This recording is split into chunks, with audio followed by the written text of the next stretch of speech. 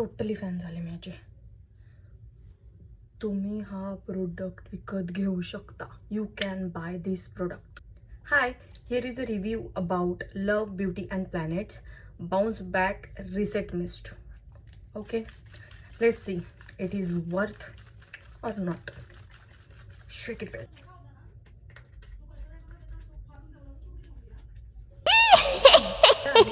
आता बघूया काय हे वर्थ आहे का. केस धुवायलाच लागतील आपल्याला.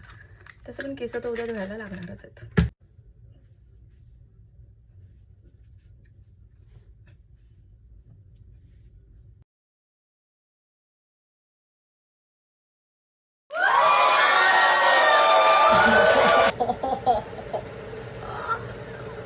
वाटतच नाहीये, वॉस नाहीये हेअर्स. इथे क्विक टिप अशी की हे लावल्यानंतर ना थोडं फॅन खाली थांबा, थोडं वाळू द्या त्याला, कारण हा लिक्विड फॉर्ममध्ये तर त्याला सुकायला थोडा टाईम लागतो. ते सुकू द्या 1-2 मिनटं अँड आफ्टर दॅट रिझल्ट तुम्ही बघतच आहात.